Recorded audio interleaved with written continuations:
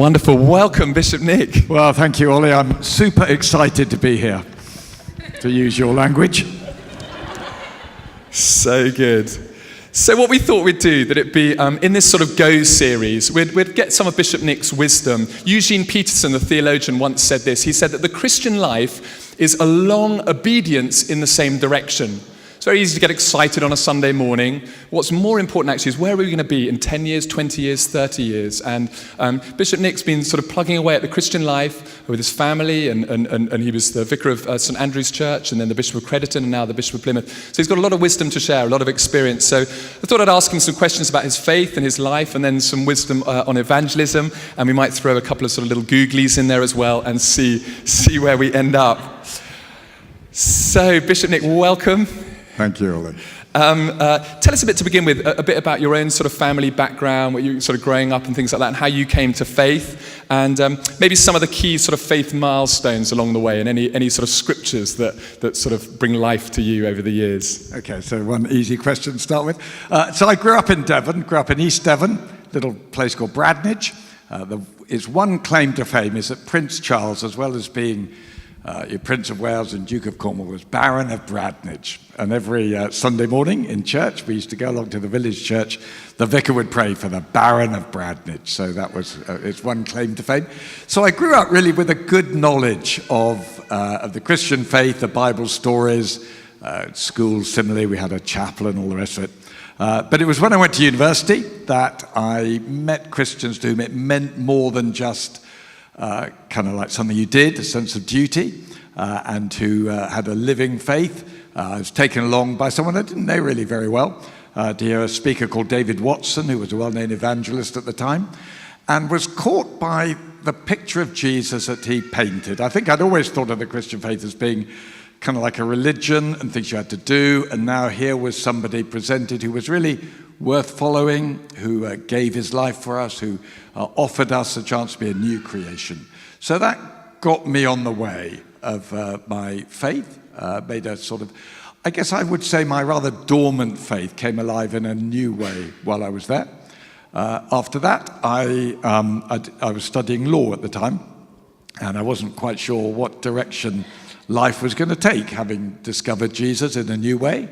So I worked for Tear Fund, a Christian overseas charity, for a couple of years, and decided that Christian ministry was where I wanted to spend my life. So I got ordained in 1980. Were you born in 1980?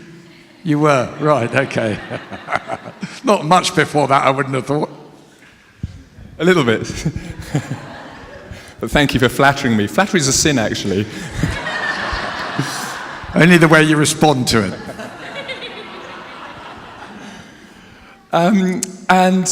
So moving on now, sharing faith, this sort of series we're in at the moment. And I think for many Christians, we had St Mellitus Theological College who are here. There's 9 trainee priests and 5 undergraduate students, and they're doing evangelism. And I was speaking with them, and we asked them, how do you feel about sharing your faith? And some people were horrified by the idea, and some people were really excited by the idea, and everyone else was somewhere in between. Have you got any wisdom over the years about how to share faith, how you personally have shared faith? Any practical guidance on that? Any biblical wisdom that can encourage us as we seek to share our faith, and why we should bother sharing our faith? I think sharing our faith is kind of what our faith is all about, really.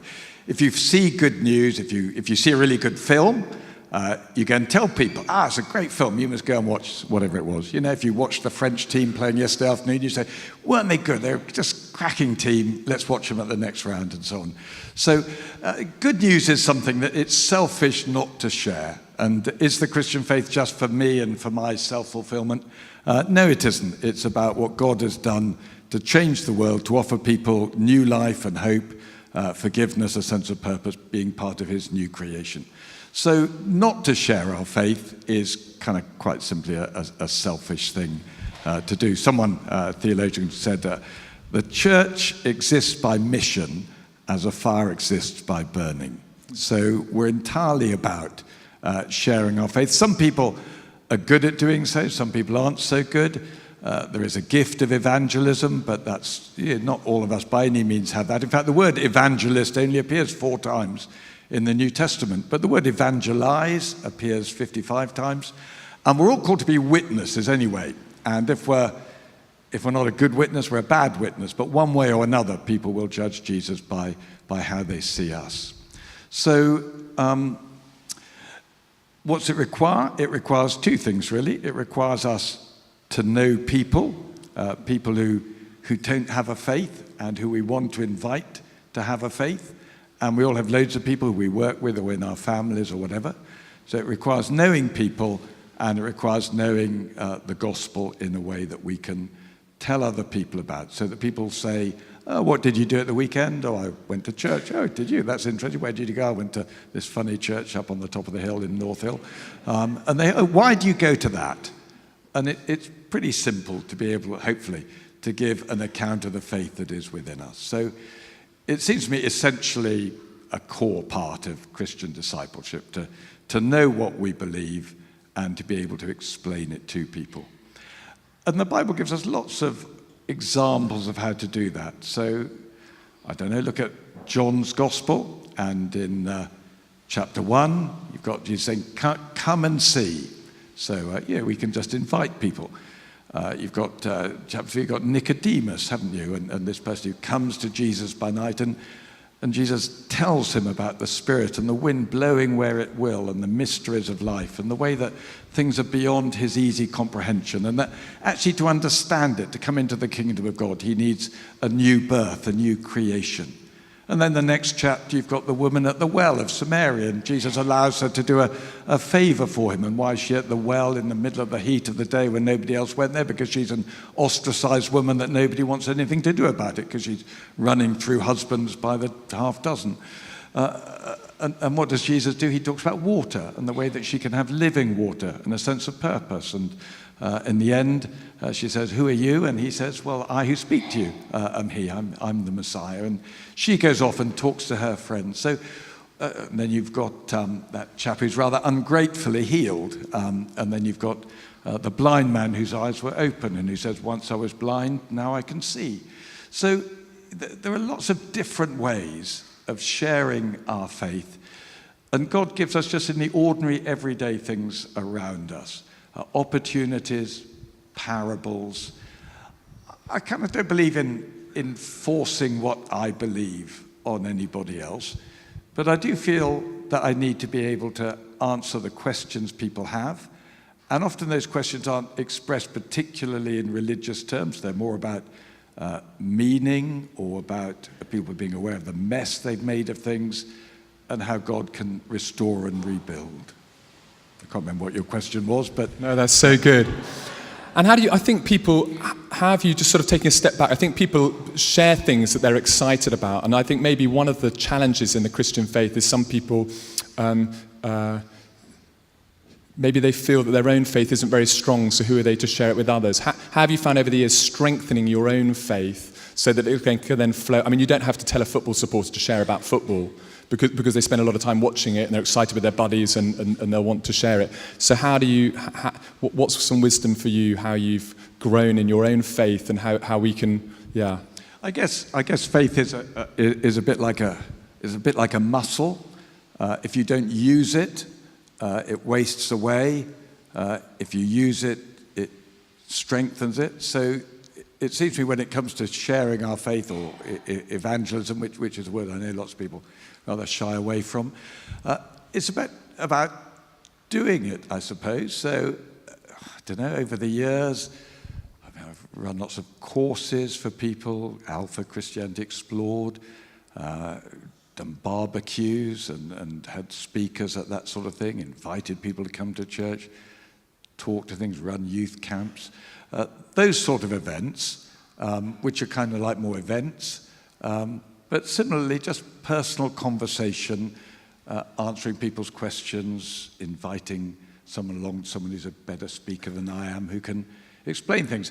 And in the end, it's about what God does rather than what we do, it seems to me. We're called to be faithful in inviting people or talking to people.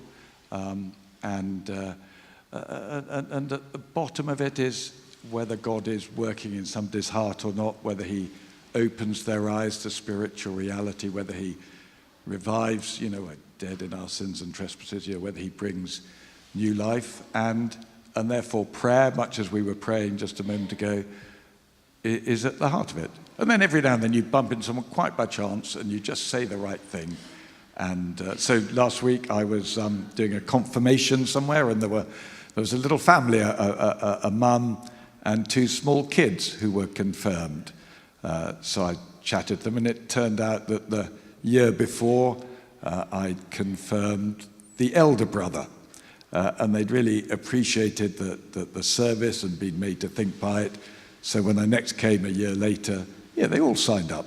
So it was sort of, you chuck seed around, don't you? And there's sowing and reaping, and you just chuck seed around and see what happens. So good. One of the things I'm sort of trying to work on in my own sort of opportunities of sharing faith with people is, as there's sort of quite a people are on a journey and coming to faith. For some people it's a sort of a once sort of opportunity kind of thing, a crisis moment. For other people it's maybe a sort of a gradual journey, and we're all on a sort of journey anyway. But one of the things I am trying to grow in is the confidence in sort of helping people in a sense to know that they've taken that step to ask Jesus into their heart. How would you, and we sort of do that on Sundays, and sometimes we get people to maybe raise a hand, and in a sense there's nothing in the hand, but it's actually taking that step to then, Jesus was often begging for a response kind of thing. He was not begging, but he was putting invitations out there. How have you found, or what would be your wisdom for some of us maybe in the workplace? So we might get to a situation where a faith conversation is going on. Give us some of your wisdom in your own experience of how you might move that on a little bit without being pushy or anything, and what might happen if someone actually said, well, actually, I would like to become a Christian. Like, you might get caught in the head, like a rabbit in the headlights there. Like, well, what do I do now? Can you give us some wisdom about what some things you might do there in helping people to in a sense, come to faith, really? Yeah, so I go fishing, and when I'm fishing, I don't want to just sort of influence a lot of fish. I like to catch a fish, and sometimes people really, and I agree, it is a journey, and I think a lot of people start further with less knowledge about God and the scriptures now than often people did a long time ago. So I think kind of in Victorian times, everybody knew what sin was and who Jesus was and everything, and just needed to get on and make a decision. Now people start further away, but I think and some people just have kind of always felt that they've had a relationship with God and have never come to a need to make a decision. Other people who start further away, it is really helpful to be asked to make a step and to nail your colours, not to the fence but to the mast, and to be invited to pray a prayer, to say, look, Lord, even just, Lord, if you're there, I want to know you, I want to put myself in your hands. I think it then is really helpful for people to tell somebody else, because it then keeps you up to the mark if other people know that you've made some sort of Christian commitment, and you then need to be part, I think, of a group of people who you'll learn with and from, and so on. I got one in my back pocket because I keep them. I carry around with me, I think Barry Dugmore put me onto these, something called soul food. And so in the old days, you used to kind of carry like a booklet around or something that explained things. So I'm trying to be really contemporary, and I carry something. We've got one of those square things on the back that people photograph. I'm not sure what they're called. But I've never done it, so I don't really know quite what the message people get is. But it's approved by the Church of England, so it must be good.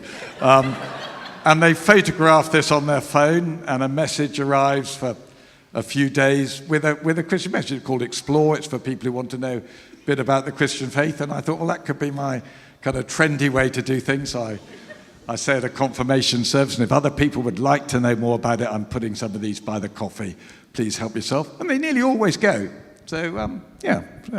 That's so good. Or someone puts them in a bin, I don't know. But they're not there at the end anyway. That's so good. And probably actually like anything in life, as one practices something, one gets better at it, and you begin to develop, beginning to have conversations of faith with people actually helps you to have better conversations of faith with people, and just daring to step out and give things a go. Yeah, I think that's right. I mean, we're not naturally in our English culture, we don't naturally talk about God very easily and readily, do we? I'm very much part of that culture. Whereas if you go to Africa, people are always talking about God and his goodness and what he's doing and everything.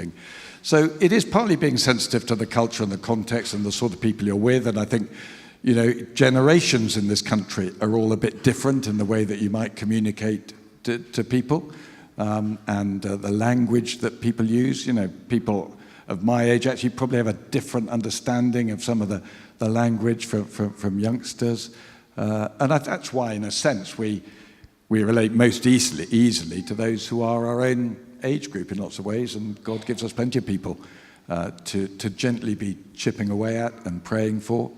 And there's quite a good book called The Provocative Church by Graham Tomlin, which is about how we as Christians, and particularly as a Christian community, should live in a way which provokes people to ask questions and to want to know more. And there's a radical love here that makes people want to know, what's that all about? Or you do a really kind act for a neighbour and they think, why are you doing that? And so on. There's a church in Plymouth that goes carol singing around the parish and doesn't ask for any money, gives things out, and people think, well, why are they doing that? And it's an opportunity to talk about the God who graciously gives us everything, and this is just trying to reflect him. So good. Okay, Bishop, a quick fire round. If you could be any animal in the world, what animal would you be and why? Apart from a sloth, I wouldn't quite like to be a sloth. I think cats have a really nice life. You can lie in the sun, people look after you, and then you can go hunting at night and kill things. And I think a cat. I'm not a great cat person. We've got dogs, but I think a cat has a really nice life. Okay. If money wasn't an object, what holiday would you go on? I think it's more who I go on holiday with than where I'd go. So I'd want to be with my family and kids, grandchildren. We just go to the Cornish cliffs, and I'm quite happy in Cornwall personally. Favourite food? Food? What are we having for lunch today, Olly? Chili, I think. That's my favourite. That's really good. Really like that. Other than Jesus, name someone else that inspires you and why, either known or unknown. Okay, give you two people. From a Christian point of view, I'm reading Tom Wright's biography of the Apostle Paul, and I'm just blown away by Paul's commitment, suffering, the things he puts up with, the way he transforms the Mediterranean world and the churches that are dotted around there within a society that's far more pagan than our society is today. And his commitment and dedication, the hardships he goes through, shipwrecked, churches betraying him, all sorts of terrible things that happen, imprisonment and so on, but keeps focused on the vision he had of Jesus and spreads that appropriately and well and courageously. And more up to date, Jurgen Klopp, I think, is great. To see the Liverpool manager, the passion that he has and the exasperation on his face. I was born in Liverpool. And so I think just he's a great model of passion and commitment. That's so good. Well, that actually segues really well into our next question. How do you deal with discouragement? Because in sharing faith, and just in life in general, there can be a lot of discouragements. Things not quite working out how we'd hoped, or people who aren't quite as excited about the message that we might have, or just lots of different, in fact, in the scriptures it talks about, courage, it's a key thing. How do you keep sort of courageous in a sense? I'm sure you have one or two discouragements in your in tray from time to time. How do you practically deal with disappointments and discouragements, and any sort of biblical, sort of themes in there for you to pick up on? Yeah, I think anybody who's supported Plymouth Argyle over the years has got well used to discouragement, so we're good on that. I think discouragement is actually about how you react to something rather than what happens. So it's a reaction to an external event. As I said, for a couple of years I used to work for Tear Fund, and I used to support those who were working in really difficult situations around the world. And one of the interesting things was that a number of aid agencies that weren't particularly faith-based, they'd pull out of a difficult situation, or their workers would become really easily discouraged. And on the whole, that wasn't true of these committed Christian workers, because they were doing what they were doing out of love and out of commitment to Christ and out of faithfulness to God. And therefore, it wasn't the results that mattered. They were doing what they were doing because they were being true to their calling. So discouragement, it does. We're all human, and it does happen to all of us. The Apostle Paul has a really quite a breakdown time when he's in prison in Ephesus, and 2 Corinthians flows out of that, and so on. But I was reading 1 Corinthians 15 the other day, which is that one about the resurrection and how, death, where is your sting, and grave, where is your victory? And then you want to just look at the last verse of that chapter, where he says something like, be steadfast, be immovable, always rejoicing in the work of the Lord, fulfilling your calling or whatever. And it struck me that what keeps us going is having a far horizon that we aim at and look to. And it's the same if you're running a race or something, isn't it? You set your eyes on that far horizon, and you keep going towards it. And I think if we have that vision of the transformation that God has of his kingdom, of being with him, then that lets us just ride through choppy waters as well as enjoying the good one. And, when I walk through the valley of the shadow of death, thou art with me, thy rod and thy staff comfort me. So there's lots in the scriptures where people are discouraged. There are all those psalms of lament. We're not asking people to enter into a fantasy world. We know there's a real difficulties in most people's lives. For Jesus himself, when I would take communion in a parish church where I'd been for, I was 18 years there, when I took the bread and the wine along the communion rail, I would know that, this person, they've got real trouble with their teenage children, and this person who I give the bread to next has parents with dementia, and this person is in financial difficulties, and this person, this couple, they can't have children and really regret it, and so on. So as a vicar, you sort of know people's lives, and you know the difficulties that really nearly everybody carries in life. And yet, God doesn't always transform those situations, but he's with us in them. And maybe that's the greatest encouragement we can bring to people. And lovely that picture of communion, the bread of Christ, the blood of Christ, such a powerful thing to be able to, it's hope, isn't it, to speak into people's life there. Tell us a little bit about looking at vision now, and obviously we're one church in a whole diocese. We're part of the Diocese of Exeter in the sort of Plymouth area. I don't know how many churches there are, 623 churches or something, is that right?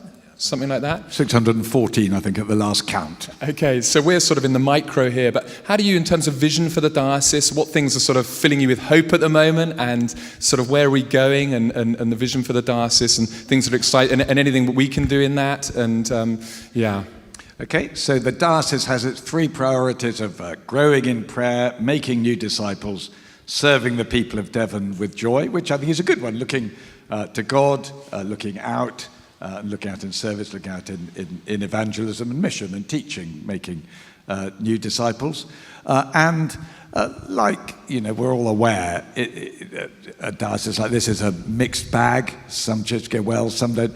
I think the fact that some churches can grow means that really every church could grow, rooted in prayer and with a joyful gospel message and being involved and serving its communities. And some of those churches are very small.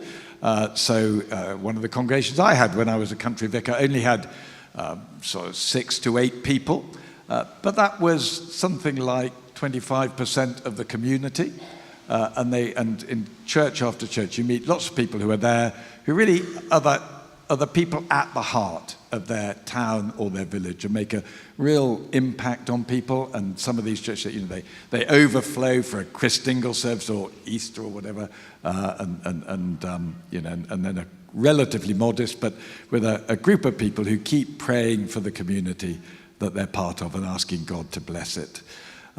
We, as a diocese, as you know, because you're involved in it, are looking to plant in Plymouth here 3 new congregations in areas where the Christian presence is really weak. And I think that's one of the excitements at the moment. And actually, I'm moving on to try and think about how we do things now in Torbay to try and enhance the life of the church there. So I think there are lots of really positive things, inevitably, a mixed bag. In the end, you sort of remember that it's God's church, it's not our church, and it's definitely not the bishop's church.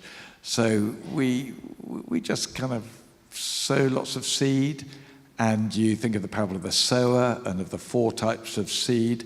Only one bore fruit, so it slightly goes back to the fact that, there are discouragements, but actually where God's at work, there's growth and life and mercy and forgiveness and lots of great things. So good. And as we come into land, any final little nuggets of wisdom for us? What I wrote on here, do you have any final nuggets of wisdom, encouragement for us as we move forward? I put on here, commission's charge, bishop's charge. And I wrote here, how can we leverage our lives for God's kingdom? Leverage our lives, yes, lovely. And it doesn't need an apostrophe either, actually.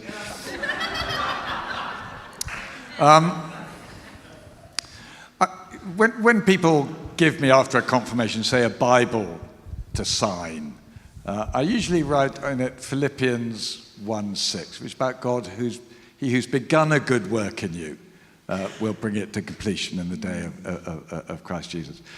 And I guess that's originally, of course, it wasn't written into individuals, it was written to the church at Philippi.